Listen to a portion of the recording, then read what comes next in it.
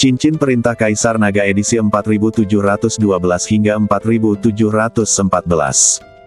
Novel fiksi bela diri fantasi perkotaan berlanjut. Melihat token itu, Lin Kedong langsung layu. Dia hanya bisa melotot tajam, lalu berkata kepada Lin Kevan, "Aku akan kembali bersamamu." Tetapi saat Lin Kedong hendak pergi bersama Lin Kevan, Sentian langsung memanggil pedang pembunuh naga dan menghalangi mereka berdua. "Apakah kamu bisa datang dan pergi sesuka hatimu? Tidak semudah itu. Jika kamu ingin pergi, kamu bisa meninggalkan hidupmu." Dengan lambaian pedang pembunuh naga di tangan Sentian, energi pedang mulai melonjak antara langit dan bumi. Lin Kevan mengerutkan kening, sementara Lin Kedong membelalakkan matanya dan berkata, "Wah, kamu sedang bermain api dan terbakar. Hari ini aku." Sebelum Sentian selesai berbicara, kedua pria berjubah brokat segera mendekat ke sini. Merasakan aura kedua pria berjubah brokat, wajah Sentian sedikit berubah. Dia masih memiliki kekuatan untuk bertarung melawan Lin Kedong dan Lin Kevan.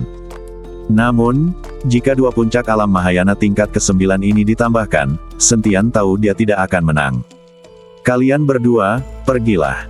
Sentian melambaikan tangannya dan menyuruh Lin Kedong dan Lin Kevan keluar. "Dasar kau kutu kupret," Lin Kedong sangat marah, tetapi tetap ditarik oleh Lin Kevan. Lin Ruoya mengikutinya dari dekat, tetapi Sentian tidak mempermalukannya. Sebaliknya, dia menatap kedua pria berjubah brokat itu dengan waspada. "Tuan Sen, ketiga orang ini adalah orang pertama yang mendekatimu." Xiao Yuanshan datang ke sisi Sentian dan berbicara. Tetapi saat ini, dia mendapati bahwa hanya ada 2 dari 3 pria berjubah brokat yang tersisa, jadi dia bertanya, "Bukankah sebelumnya kalian bertiga? Di mana si geblek besar yang memegang palu petir?" Lelaki berjubah brokat itu tidak menjawab perkataan Xiao Yuanshan, melainkan datang ke hadapan Sentian, membungkuk hormat dan berkata, "Halo, Tuan Sen, namaku Xuan Bin, ini saudara ketigaku Zhou Tang." Sentian sedikit terkejut dengan kesopanan pria berjubah brokat. "Bukankah kalian bertiga? Di mana saudara keduamu?" Sentian bertanya kepada lelaki berjubah brokat. "Dia sudah mati," kata Hyun Bin tanpa menyembunyikan apapun. "Mati?" Xiao Yuanshan dan Sentian keduanya terkejut. "Aku membunuh saudara keduaku karena dia terobsesi dengan uang dan keuntungan. Dia ingin membunuh Tuan Sen dan mendapatkan 100.000 batu spiritual abadi dari Aula ke-10. Aku tidak punya pilihan lain selain membunuhnya."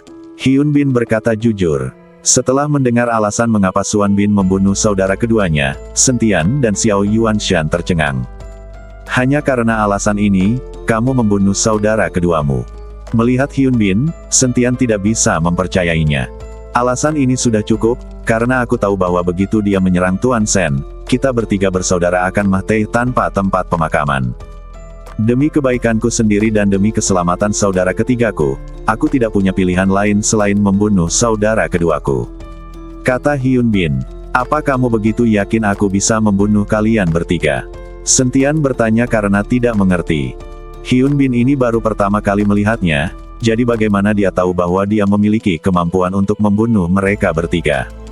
"Aku tidak begitu yakin, tetapi aku tahu bahwa Tuan Sen memiliki masa depan yang cerah. Bahkan jika kamu tidak membunuh kita kali ini, kita akan mati dengan menyedihkan di tanganmu di masa depan.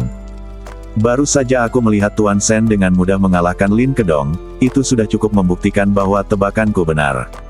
Hyun Bin tampak tulus, tanpa ada niat menyanjung. "Tunggu sebentar." Sentian tertegun dan menatap Xuan Bin, "Apa yang baru saja kau katakan? Siapa nama orang yang kuhajar?" "Lin Kedong, dia pangeran tertua dari kota matahari dan bulan," kata Hyun Bin. "Kutu kupret." Sentian langsung masam dan hampir pingsan. Dia selalu mengira Lin Kedong adalah Huoking dari Aula ke-10, jadi dia agak terlalu berlebihan. Tak disangka, ternyata itu adalah kakak iparnya sendiri. Ini adalah sebuah masalah. Dia memukul dan melukai kakak iparnya. Bagaimana dia bisa pergi menemui Lin Keting di masa depan?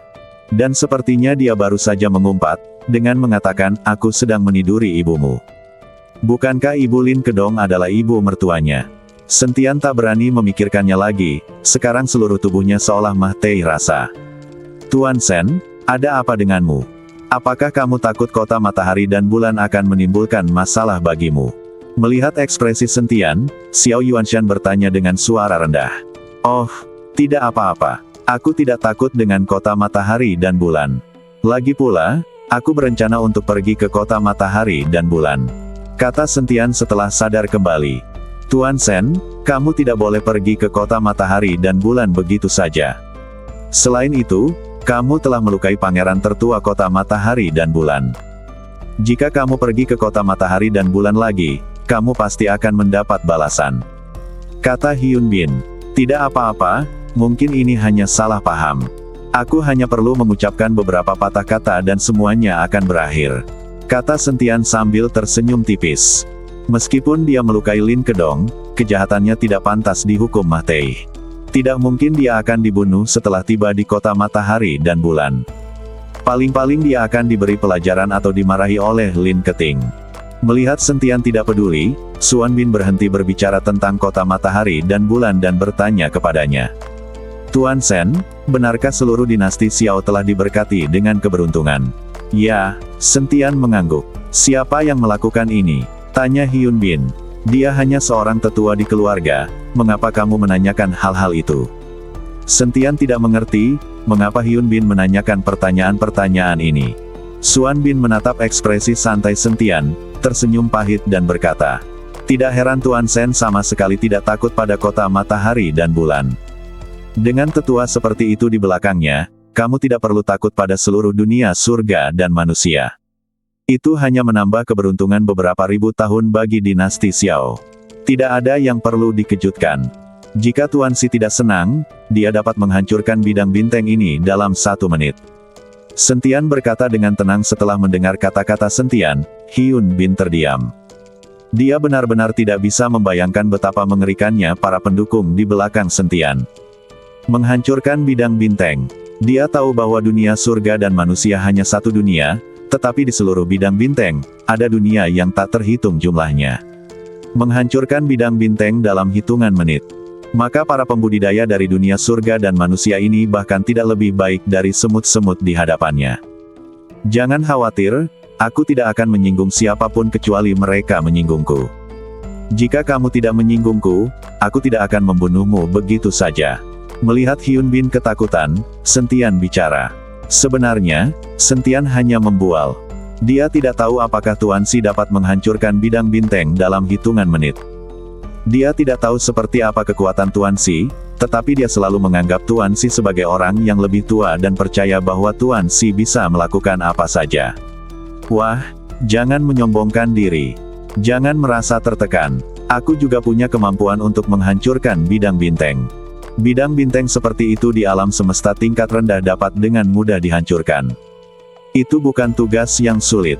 Raja Iblis Awan Merah berkata kepada Sentian. Apakah kamu tidak sedang membual? Sentian menatap Raja Iblis Awan Merah dengan tak percaya. Apa yang kamu banggakan? Banyak dunia di alam semesta tingkat rendah yang jauh lebih rendah daripada dunia surga dan manusia ini. Aku juga bisa menghancurkan bidang bintang seperti itu. Aku juga pernah meledakkan bidang bintang dengan 1 pukulan. Prestasiku dapat diverifikasi, aku tidak pernah membanggakannya. Saat Raja Iblis Awan Merah berbicara tentang kejayaan masa lalunya, matanya berbinar. Orang baik tidak akan pernah membanggakan prestasi masa lalunya. Diamlah sekarang. Sentian menyuruh Raja Iblis Awan Merah untuk diam. Dia lalu menatap Suan Bin dan bertanya, kamu datang ke dinasti Xiao bukan hanya untuk menemuiku, kan? Apakah kamu di sini juga untuk menerima perintah pembunuhan dari Aula ke-10? Suan Bin mengangguk, iya, 100.000 batu spiritual abadi memang sangat menggoda, tetapi kita tahu bahwa kita tidak bisa mendapatkan 100.000 batu spiritual abadi itu. Bahkan jika kita benar-benar dapat membunuh Tuan Sen, Aula ke-10 tidak akan memberi kita 100.000 batu spiritual abadi. Bahkan jika Aula ke-10 memberi kita 100.000 batu spiritual abadi, kita 3 bersaudara tidak akan mampu menyimpannya karena 100.000 batu spiritual abadi itu akan menjadi surat perintah kematian kita. Lalu mengapa kamu datang ke sini? Sentian bertanya dengan bingung. Tuan Sen, kita semua adalah pembudidaya lepas. Kita telah melalui banyak kesulitan untuk berkultivasi hingga ke tingkat kita saat ini, tetapi kita masih tertahan di puncak alam Mahayana tingkat ke-9 dan tidak pernah mampu menembusnya. Kami tidak seperti Tuan Sen, yang memiliki kekuatan besar di belakangnya. Kami hanya bisa saling mengandalkan. Sekarang setelah kami melihat Tuan Sen, kami dua bersaudara bersedia mengikutinya, bahkan jika itu berarti mempertaruhkan nyawa kami. Saat Xuan Bin mengatakan ini, dia benar-benar berlutut di depan Sentian. Adegan ini langsung membuat Xiao Yuanshan tercengang. Sentian juga ikut tercengang. Dia benar-benar tidak menyangka bahwa Xuan Bin, seorang pembudidaya Mahayana tingkat 9, benar-benar akan berlutut di hadapannya di depan semua orang. Semua pasti tahu bahwa biksu yang begitu berkuasa sangat memperhatikan reputasi mereka, bahkan reputasi lebih penting daripada nyawa. Tapi sekarang Hyun Bin tampaknya tidak peduli sama sekali dengan wajahnya. Bahkan adik ketiganya, Zhou Tang, yang berdiri di sana pun menatap kakak laki-lakinya dengan mata terbuka lebar. Dia juga tidak menyangka bahwa kakak laki-lakinya akan berlutut di hadapan Sentian.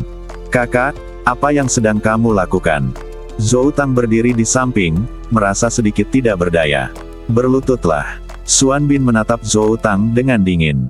Zhou Tang ragu-ragu sejenak, tetapi akhirnya berlutut. "Kedua biksu, apa yang kalian lakukan? Cepatlah berdiri. Kekuatan kalian dianggap luar biasa di dunia surga dan manusia. Kekuatanku jauh lebih rendah dari kalian, jangan bercanda seperti itu." Sentian sedikit panik dan ingin menarik kedua orang itu. Baik dari segi alam maupun usia, mereka berdua jauh lebih tua dari Sentian. Sekarang mereka berlutut di hadapannya dan ingin mengikutinya. Dia tidak berani menerima mereka. "Tuan Sen, kami tidak bercanda. Jika kamu tidak menerima kami, dua saudara ini, kami tidak akan pernah bangun." Hyun Bin berkata dengan tulus. "Ya, kami tidak akan bangun." Zhou Tang juga berkata senada dengan Hyun Bin. Meskipun Zhou Tang tidak sepenuhnya mengerti mengapa kakak laki-lakinya melakukan ini, dia memilih untuk mempercayai kakak laki-lakinya saat ini. "Sekarang setelah pangeran dari Aula ke-10 mengeluarkan perintah pembunuhan, kamu masih ingin mengikutiku. Apa kau tidak takut pada pangeran Aula ke-10? Sentian bertanya tanpa banyak berkata-kata. Tuan Sen tidak takut pada Aula ke-10, jadi apa yang harus ditakuti oleh kedua saudara ini? Kata Hyun Bin. Sentian melihat sekeliling dan berkata, "Aku penasaran berapa banyak master yang mencoba membunuhku di sekitar sini. Apa kau tidak takut?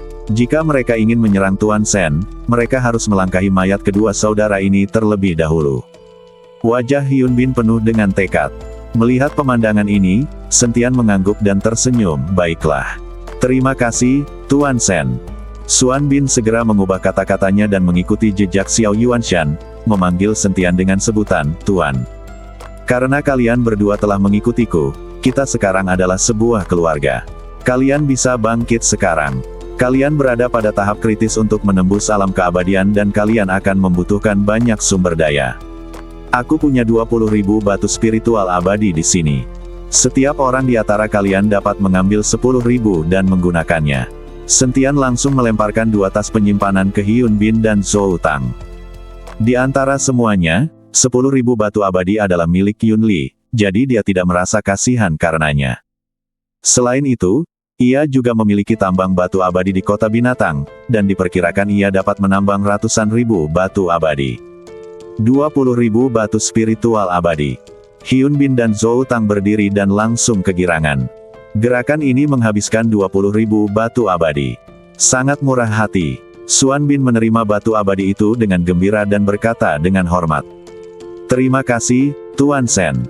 Kami tidak akan menolaknya meskipun hidup kami bergantung padamu." Dan Zhou Tang juga mengambil batu abadi, lalu berlutut lagi sambil berdenting. "Terima kasih, Tuan Sen.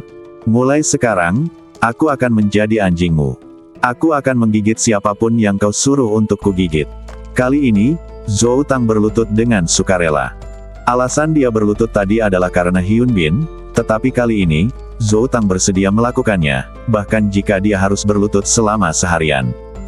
Konon katanya lutut seorang pria terbuat dari emas, tapi apa yang diberikan orang lain jauh lebih berharga dari emas tersebut. "Apakah kamu serius?" Sentian tersenyum tipis. Bersambung.